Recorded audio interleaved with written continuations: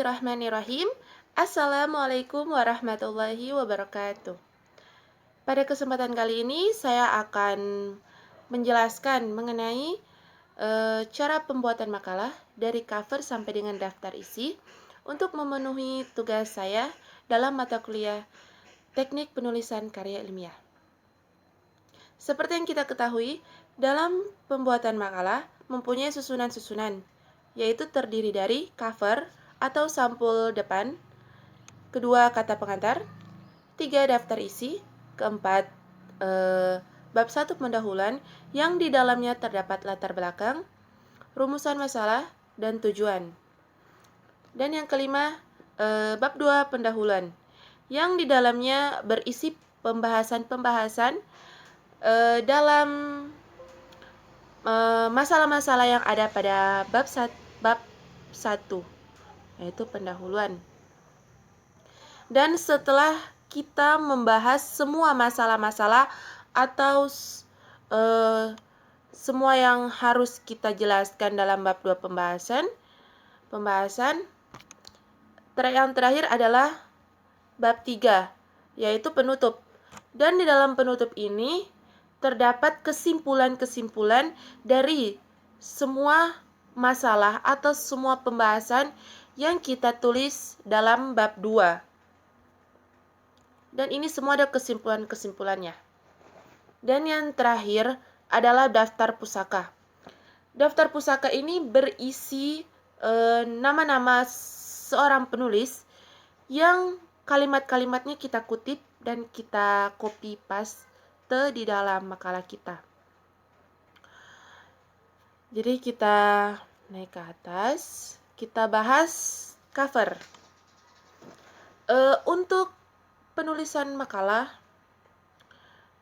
sudah kita ketahui bahwa yang harus dilakukan adalah fontsnya adalah Times New Roman, dan itu wajib memakai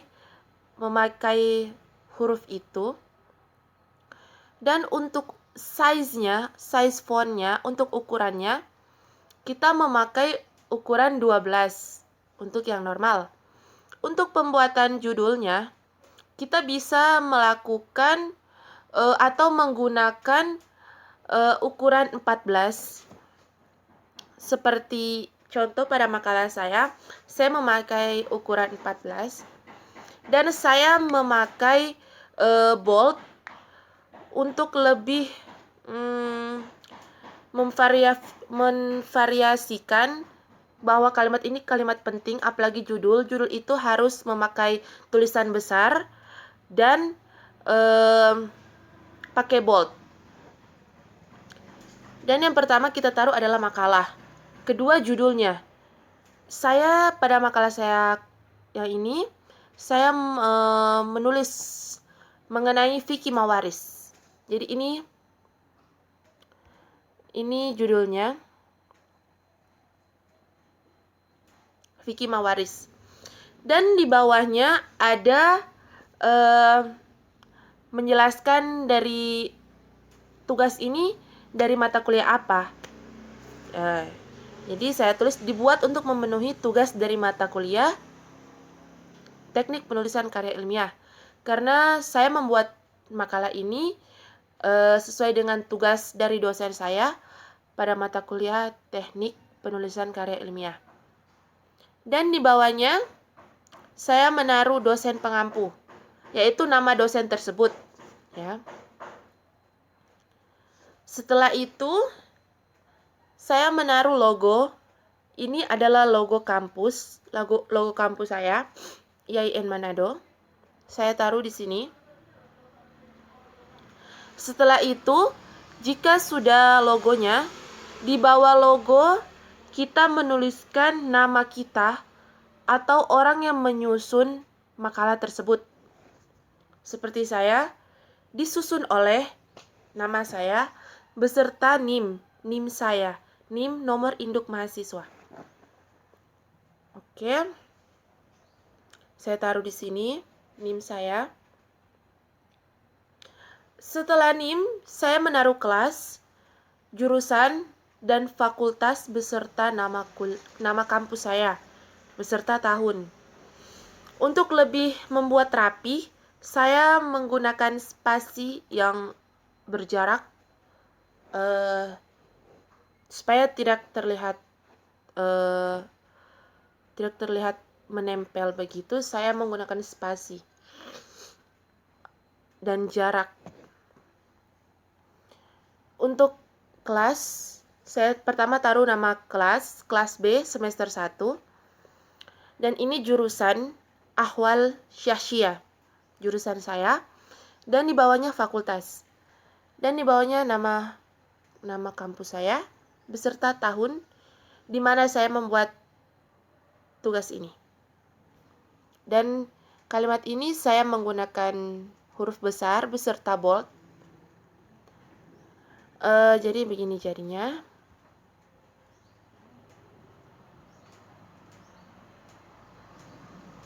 Yang kedua, kata pengantar. Kita masuk ke kata pengantar. Kata pengantar, seperti yang kita ketahui, adalah kalimat-kalimat rasa syukur dari sang penulis terhadap sang pembaca, karena dia telah berhasil menuliskan makalah ini.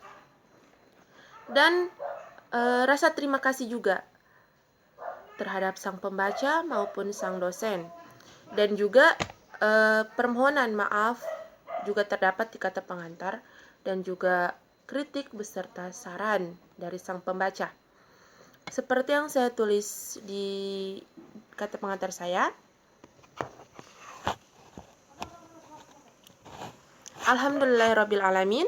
Puja dan puji syukur atas kehadirat Allah Subhanahu wa Ta'ala yang telah melimpahkan rahmat dan karunia-Nya kepada kita semua, sehingga saya bisa menyelesaikan tugas makalah ini dengan tepat waktu.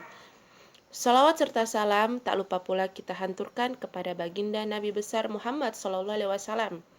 Dan insya Allah percikan rahmatnya akan tercurah kepada kita yang masih setia menjalankan syariatnya.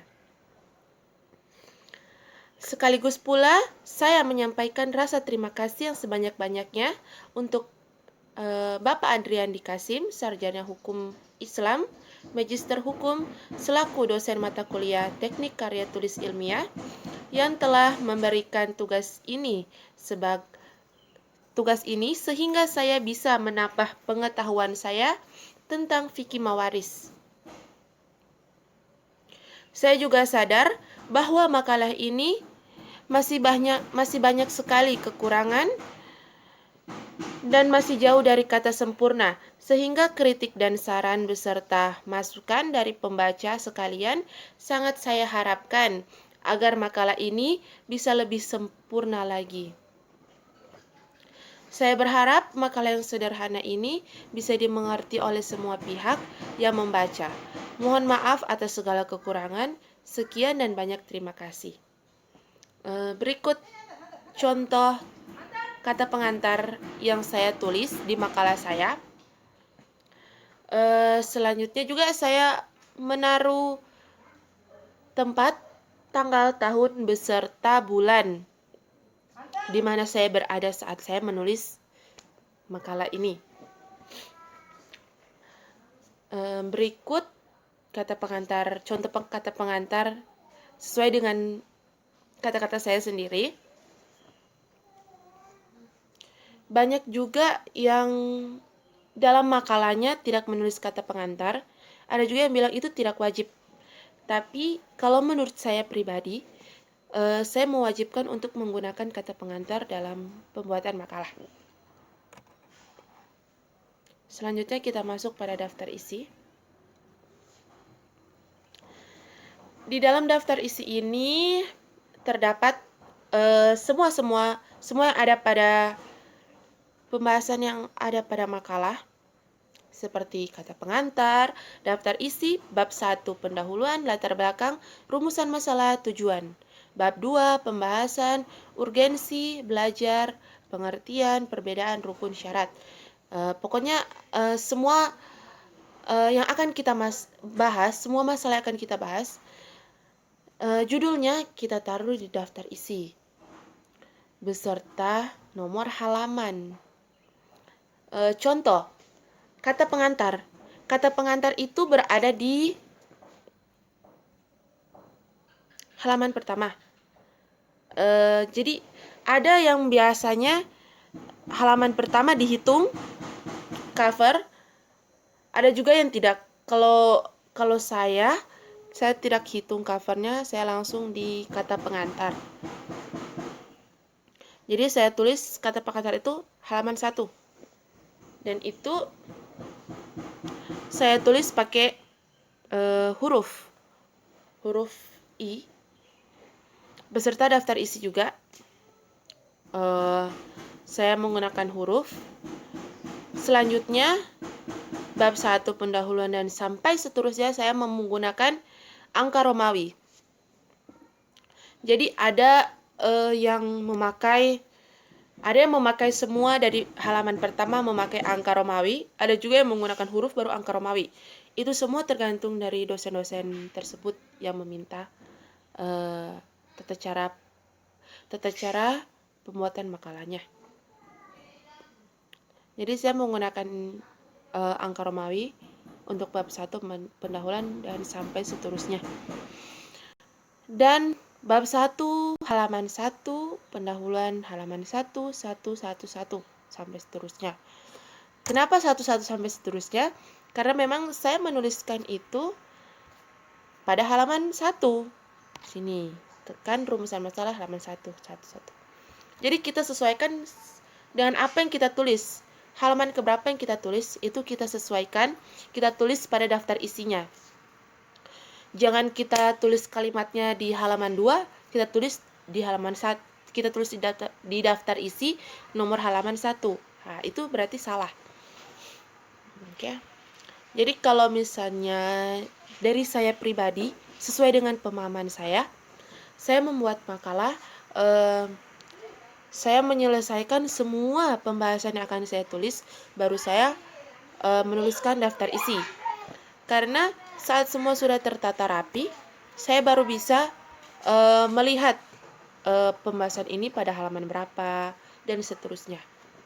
Itu lebih mempermudah pembuatan makalah. Dan juga di sini saya menggunakan saya tetap menggunakan ukuran huruf 12, tetapi saya memakai bold untuk lebih menebalkan huruf-huruf. Biasanya ada yang tidak memakai, ada yang memakai. Tidak apa-apa, bisa dua-dua.